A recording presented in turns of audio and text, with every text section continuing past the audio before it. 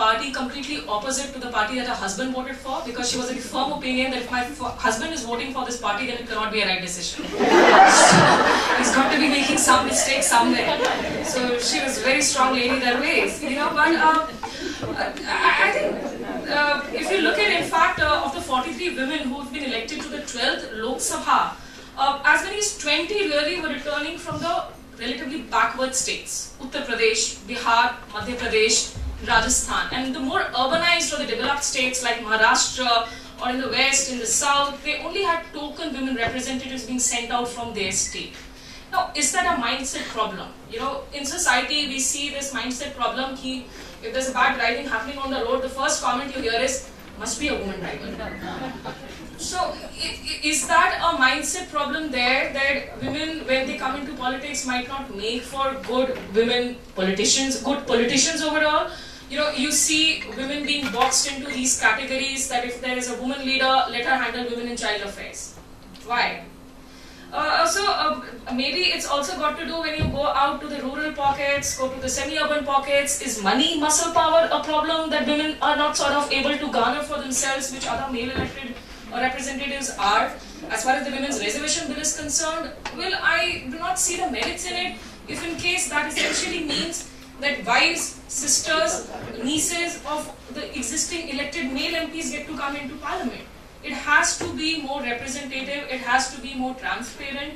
So I really think, Ashu, that it's more to do with the by and large a societal problem. The by and large, women themselves see other women. You know, कहते हैं कि एक औरत ही औरत की सबसे बड़ी दुश्मन होती है, and it's true in a lot of ways, because the first one to undermine a woman leader will be another woman who'll say, that woman leader is maverick.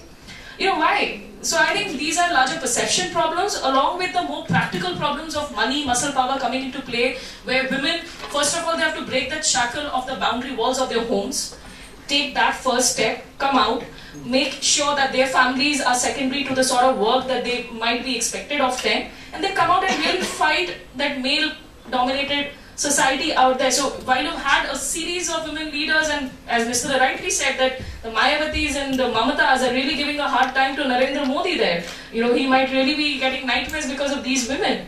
But despite having them leading parties, I think it's not just about women themselves who have to come out, it's also the larger perception and the larger stigmas attached in a lot of ways that need to change. Amitabh, Smita pointed out about the composition of the leaders, of the elected leaders in some parts. Why doesn't the India, west of 72 degrees, so to say, the developed states, if you just kind of ignore the Bimaru states, why don't we see the social indicators, the health indicators, the education indicators are better in these states? Why don't we get more women leaders from these locations, these states? My own impression is it's a deliberate attempt by men to keep the women out.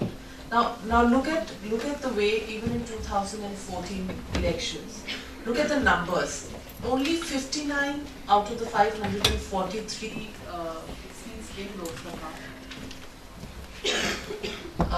had women in 2009. Out of these 59, 54 are again, second time in 2014, women have been fielded as candidates. The remaining 494 constituencies have men. Out of these 494 constituencies, 200 constituencies are constituencies where there is no woman who is represented as a contestant at all. So can you see what a large part of the country has no woman contestant against the men? Smita mentioned a couple of factors. One is... Just to add, the states that you mentioned for 2009, which had 0 women candidates, they actually are Tamil Nadu, Karnataka, and Gorakhpur, all the developed, thanks to Yogi Adityanath's constituency, but Uttar Pradesh. All the developed states. Now there are 2 reasons for this. One reason, as Smita had mentioned, that many of these states have men who are using muscle power, money power, and probably women are not seen as a constituency who can actually fight on those lines at all. So that's one reason why women are ruled out. On the other hand, as Nistula also pointed out, that women have not converted themselves into a vote bank. There is no, I mean, whatever is happening, there has been always a system of creating a pressure group. Women haven't, organized themselves into a uniform pressure group. If you look at the birth of the Aam Aadmi Party, it began as a pressure group with a certain segment of the society, and therefore it saw the success in the shortest possible time. When have women ever gotten together to form that kind of a pressure group? We are identified by, as Nistula was pointing out, by our caste, by our religion, by the region that we come from. We are defined more by, whether we are a minority vote or a Yadav vote, or we are never organized ourselves into a pressure group, neither inside parliament nor outside parliament. And that is the result that we see, that women are finding it difficult to go through everywhere else, in every other walk of life. Why have we managed to go? It's simply based on merit, and there are no artificial walls. But in parliament and in assemblies, there are artificial walls that are being created because there is a pressure group inside, but there is no pressure group outside which is fighting to get in there. And therefore this diffused pressure tactics will never get us the success that we are kind of looking for as a constituency. Women will have to form ourselves or organize ourselves into a uniform pressure group to make any success of getting in where they are, because merit isn't working, your caste, your religion, your party isn't working, and probably as we've seen, the three big women political leaders, they themselves are not feeling the pressure to actually involve more and more women to come in. It is basically, even their politics is based on the age-old caste lines, Actually, money lines. politics is so transactional now that you have to go with something to the table. You can't just say that, oh, we're women, we're half the population, you can't ignore us. No, why not? We've been doing it so well for so many years. Why not? You pointed out for the political leaders, Mayawati to Jayalalitha to Mamata Banerjee.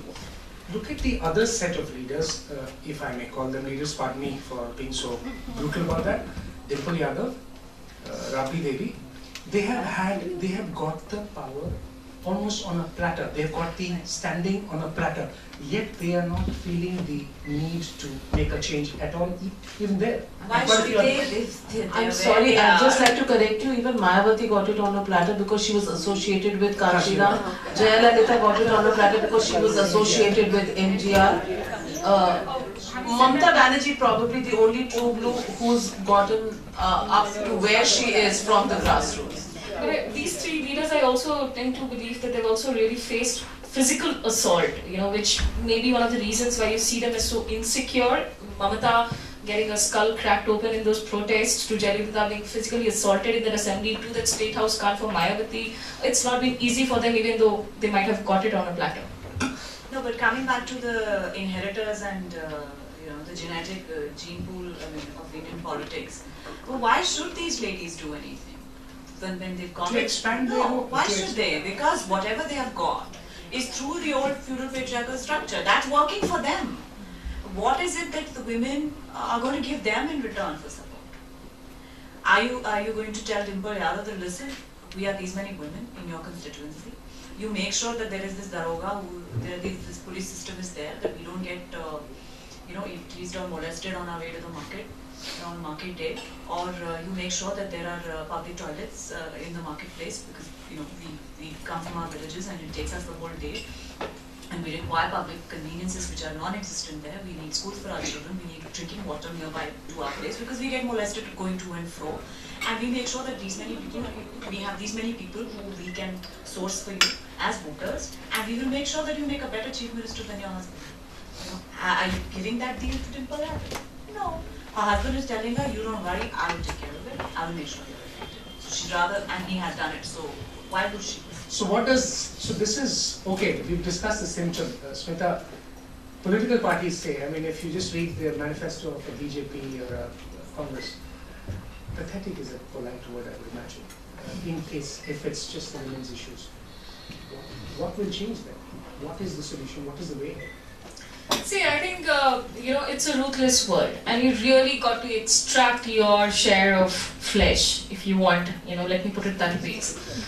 It can be done in different ways, if you really want to send out women there, I think, of course, parties that are really going yap on how they care for women while their elected representatives come out and make these ridiculous statements on how women dress up, to how women are responsible for rapes that happen, all sorts of statements. Embarrassing statement. Not just malign, you look at the likes of Abu Azmi to Kailash Vijay Varghese.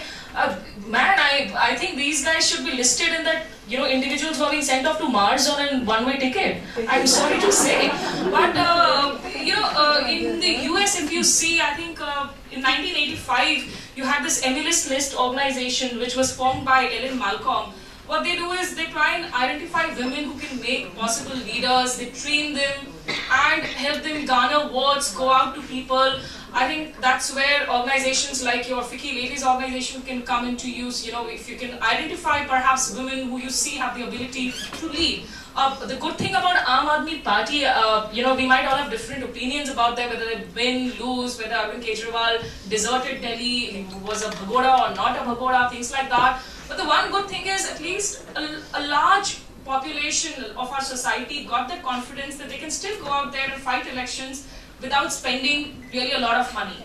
So you do get to see women candidates coming out, which I think is a huge confidence and a sort of a really important change as far as the political equation in this country is concerned, where everybody believed that you had to have crores of rupees if you wanted to fight elections. Excuse me, can I say something in here? Yeah. Sure. Well, I think you're wrong. Arvind Kejriwal has a lot of money and you cannot have a single meeting without spending the money. Because I come from a political family, I know. Whether it's Arvind Kejriwal or anybody. I'm sorry, the crowd, no. The crowd in hall doesn't come voluntary at all. See, I have no sort of personal preference here in place for Arvind Kejriwal, but I have come across people from lower stratas in society who have said, as a reporter, I am telling you what I have seen objectively on the field. You might have your differences, and I agree with it. So I'm saying voluntary once, but not all the time. He's spending so much money. You mean to say he went to Varanasi I am saying and had that road show and he didn't spend any money? He has crores and crores he of might have we are crores diverting. of- Okay. What I'm saying is, this We are confidence diverting. that The issue is women. Let's not dilute it with that. And what about women? I'm saying because now. see, but at the end of the day, he did have 3 elected women MLAs in Delhi, which was the only 3 elected women MLAs actually in the Delhi Assembly elections. But okay, if we are talking about women, I think now they are really doing well. You take Chandigarh. Okay? Now why you think Kiran Kher has got the seat from there? Only because Gul Pang was the member from Aam Aadmi Party. So now probably the party is also realizing that if one woman is standing, so she might take all the women votes. Let's just take the questions and just let's just finish it and let's Yeah, so I think there have to be different roles in here as to women themselves have to form a solid vote bank where they put in conditions on the table that if you need my vote, I want more than words, I want action. Political parties, if they really have the intentions, they can start giving more tickets to women candidates who are not relatives of husbands, of the male colleagues who are there in that party. Which is our problem with the likes of a Rabdi Devi or a Dimple Yadav.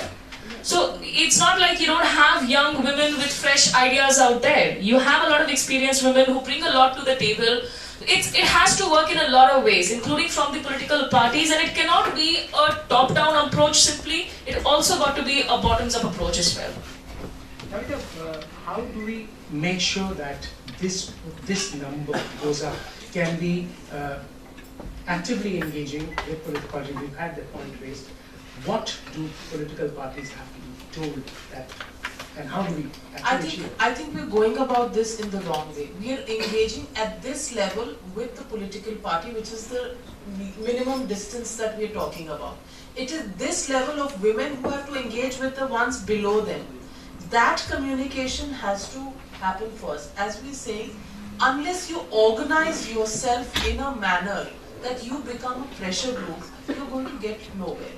Now, again, I'm sorry, it's not deliberate, but I have to take the example of Arvind Kejriwal. He created a pressure group. Now, how did he create that? Whether people came in voluntarily or whether people were brought in because of money, but he, in the shortest possible time, created. I mean, it's a matter of debate on how he gets his people and whether money is used or not. Let's keep that debate for another day. We are not discussing that. But I'm saying that in recent history, how have you seen a pressure group having the immediate success in terms of making a point? Politically, Arvind Kejriwal, whether you like him or not, the fact is that he made a political point by the small turf that he first chose. Whether he can make an all India point or not, again is a subject matter of debate. But he did make a political point as far as Battleground Delhi was concerned. And he did so by creating a pressure group.